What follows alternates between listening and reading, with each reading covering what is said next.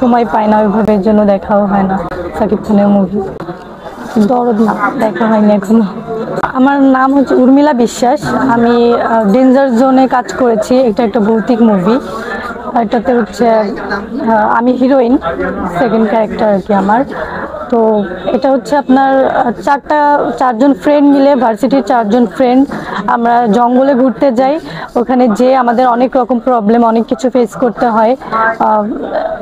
ভূতের একটা ব্যাপার, যেটা ভৌতিক সিনেমা যেহেতু, তো এই তো অনেক প্রবলেম ফেস করতে হয়। লাস্টে হচ্ছে বাপ্পি থাকে আমাদের, আমরা চারজনই মরে যাই এই মুভিতে।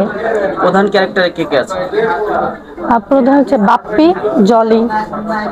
আপনি কোন ক্যারেক্টার আছেন? আমি হিরোইন, নায়িকা। মূলত আপনি যেই অফারটা পেয়েছেন প্রথম সিনেমা, এই সিনেমাতে অফার পাওয়ার হিস্ট্রি যদি বলবেন। এটা অ্যাকচুয়ালি আমার কাজ কাজ করতে করতে আমার সানি ভাইয়ের সাথে পরিচয়। তখন সানি ভাই আমাকে, কিসের কাজ করতেন আপনি?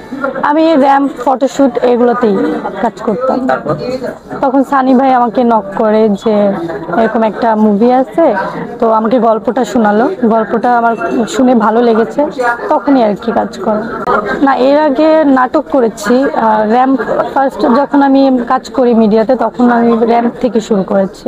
আপনি আসলে বাংলাদেশের কোন নায়িকাকে ফলো করেন বা কার ছবি দেখে, মুভি দেখে আসলে অনুপ্রেরিত হয়ে এই যে মুভিতে এসেছেন? মোটামুটি শাবনূরের কাজ দেখা হয়েছে, তারপর আরো অনেকের কাজ দেখা হয়েছে, মুভি দেখেছি। এভাবেই আর কি সবার কাজ মোটামুটি দেখে ইচ্ছে। এর আগে বাপ্পির সাথে আমার কোনো কাজ হয়নি, এটা আমার ফার্স্ট কাজ। বাপ্পির মুভি দেখা হয়েছে। যেহেতু একজন সিনিয়র অভিনেতা, তার সাথে অভিনয় করা আপনার কেমন লাগছে? ভালো লাগছে, খুবই ভালো লাগছে কাজ করে। বাপ্পি খুবই ফ্রেন্ডলি, খুবই ভালো। অনেক মুভি দেখেছি, আগে দেখা হতো, অনেক দিন হয়েছে দেখা হয় না, সময় পাই না ওইভাবে, এর জন্য দেখাও হয় না সাকিব খানের মুভি। এত ব্যস্ততা কি নিয়ে? কাজ নিয়ে ব্যস্ত। কি কাজ করেন বর্তমানে? এখন কি কাজ আপনার হাতে আছে? এখন এই শুট, ফটোশুট, তারপর র্যাম্প, এগুলো নিয়েই ব্যস্ত। বাংলাদেশের সাকিব খানের দরদ ছবি দেখা হয়েছে কিনা? দরদ না, দেখা হয়নি এখনো। তার সাথে ছবি করার ইচ্ছা আছে কিনা? হ্যাঁ, অবশ্যই আছে। যেহেতু আমাদের দেশের বড় একজন হিরো, অবশ্যই ইচ্ছা আছে। এখানে একটা সিন আছে যেখানে তারেক আর আমি দুজনে যখন আমরা হারিয়ে যাই, আমরা চারটা ফ্রেন্ড যখন আমরা জঙ্গলে যাই, তখন আমরা হারিয়ে যাই, একজন এক এক দিকে হারিয়ে যাই। তখন আমি আর তারেক হচ্ছে আলাদা হয়ে যাই। তো তখন তারেকের সাথে একটা রোমান্টিক সিন থাকে।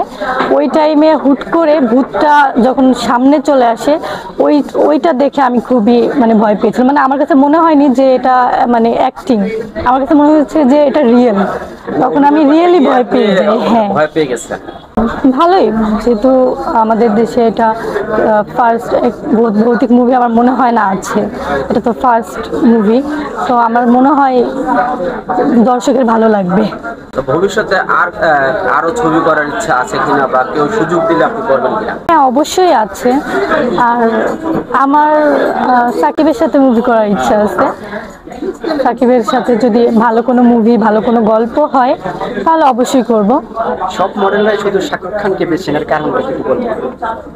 সাকিব খানকে বেছে নেয় কারণ সাকিব খান স্মার্ট, তারপর হচ্ছে আপনার সবকিছু থেকেই। বাংলাদেশের স্মার্ট নায়িকারা নাই শাকিব খান? হ্যাঁ, অবশ্যই আছে। তাদের নাম কেন ইউজ করে না? বিশেষ ক্ষেত্রে মডেল বা নায়িকা যারাই হয়, সবাই শাকিব খানের নামটা ইউজ করে।